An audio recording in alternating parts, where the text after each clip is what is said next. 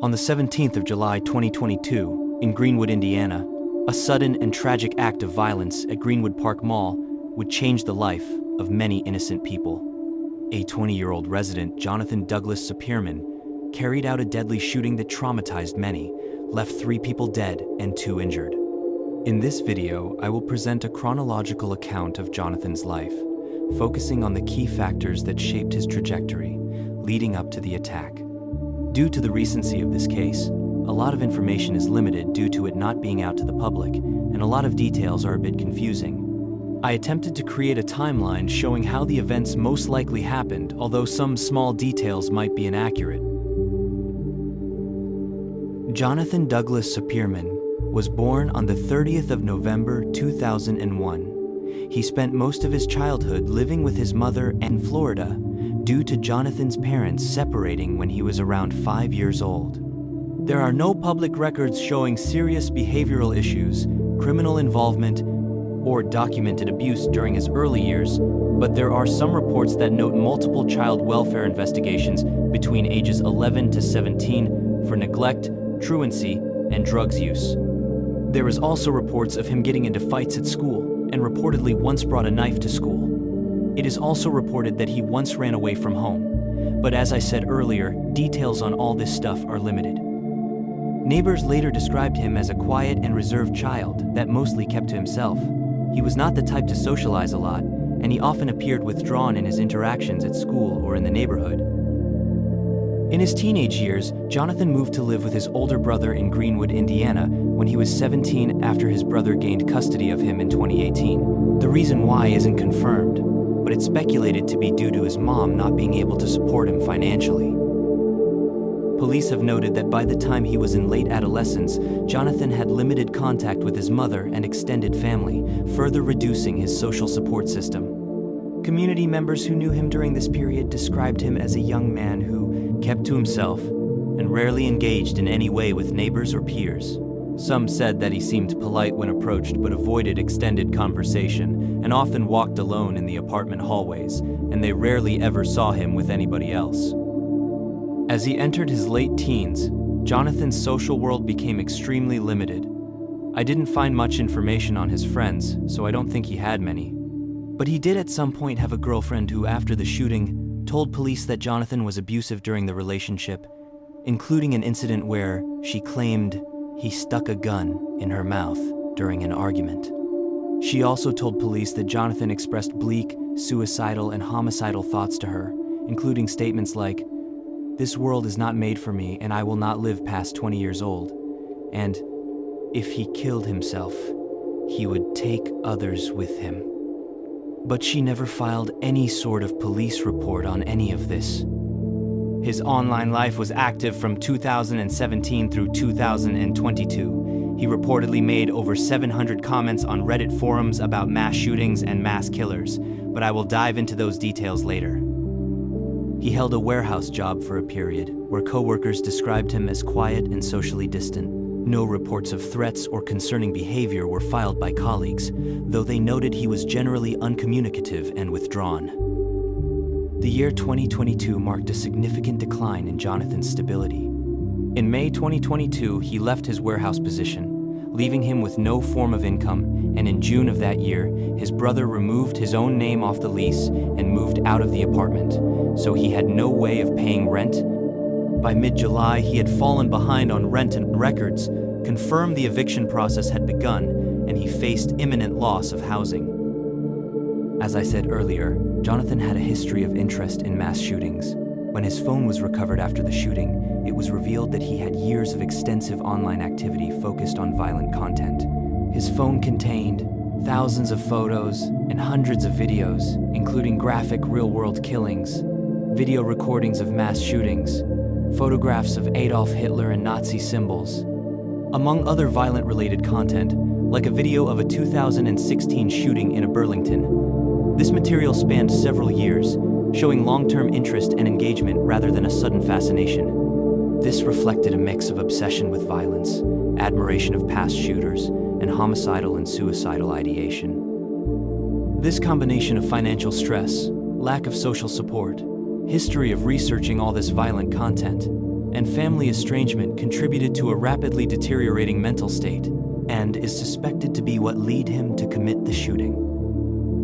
During his final week, Jonathan's online activity intensified. He spent hours viewing violent media, mass shooting videos, and images of previous attackers. At this time, he had no social support, minimal contact with family, and no stable income. Investigators report that there were no warning signs reported to authorities in the week before the attack, and he did not communicate any plans to friends or family. Then it was July 17th, 2022, the day the shooting took place. Jonathan first made a post on the website 4chan that read, "Name is Jonathan, and today seems like a good day to die." In this post, he also had a link to a couple pictures he took of himself, where he was wearing the same clothes he had worn during the shooting and was aiming a gun to the back of his head. There was also a picture where he showed his 2 rifles and his handgun. Then, Jonathan packed his backpack with more than 100 rounds of ammunition, his 2 rifles, which he had disassembled in order to fit inside the backpack, and his handgun. Then, right before he left his home, he placed his laptop in the oven, added a can of butane, and turned it on. The laptop was destroyed, preventing authorities from finding whatever he had inside. At 4:54 p.m., he arrived at Greenwood Park Mall and immediately headed to the food court restroom. He stayed inside for nearly 1 hour, assembling the rifle and preparing for the attack. After he was done assembling his rifle, he threw his phone in the toilet and walked outside. At 5:56 p.m., he exited the restroom and unfortunately saw 30-year-old Victor Gomez, who was heading to the bathroom. Jonathan immediately raised his rifle and started shooting at him, killing him instantly. After doing that, he then walked to the end of the hallway, turned to the food court, and started shooting at the people eating in the food court. Close to where he was shooting from, a married couple, Pedro Pineda and Rosa Pineda, were enjoying their food. Unfortunately, they had no time to react. Jonathan shot and killed them right where they were sitting. The food court erupted into chaos as shots were fired all around the food court and people ran, scared for their lives. 24 total shots were fired. 2 more people were shot in this spree, including a 12-year-old girl and a 22-year-old woman, but thankfully they both survived the shots. A brave 22-year-old civilian, Ellis Joshua Dickin, was in the food court at that time with his girlfriend and was carrying his own firearm that day. Heroically, he fired from 40 to 50 yards using a Glock 9mm handgun and hitting Jonathan multiple times, killing him and stopping the attack. Police Chief James Eisen described Dickin as an incredible marksman under extreme pressure. Eli's brave and heroic act that day saved the lives of many innocent people, and the city of Greenwood, Indiana, named him 2022 Citizen of the Year in honor of his intervention. The shooting lasted only 15 seconds, starting from Jonathan killing Victor and ending with Alicia fatally shooting him. Following the shooting, law enforcement secured the mall and recovered Jonathan's backpack, additional firearms, ammunition, and his phone. They later went into his home where they found the destroyed laptop, but they weren't able to get any information out of it. Authorities later concluded that the attack resulted from personal collapse, long-term isolation, and violent obsession. But as I said earlier, it is suspected that he was planning something like this for years. When authorities got access to his phone, they found notes, one called My Final Thoughts on Paper, which dated back to April 9th, 2020. In this note, Jonathan wrote stuff like, "I'm a sociopath. I want to hurt people." And then another one dated to June 18th, 2022, a month before the attack, where he wrote, "I'm gonna shoot myself."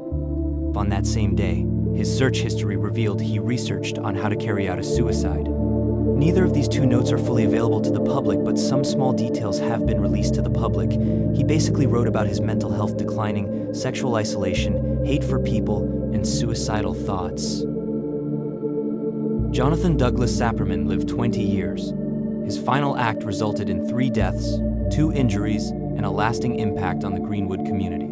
Understanding this timeline is not intended to excuse his actions, but to provide insight into the factors that can precede acts of extreme violence. let's take a moment of silence for the lives lost in this tragic shooting.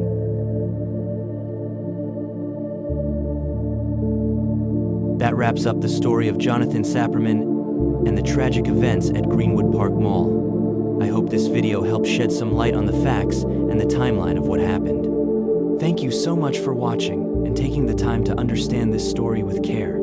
If you like this video, please consider liking, sharing, and subscribing for more in-depth content. Stay safe, stay aware, and thank you again for watching.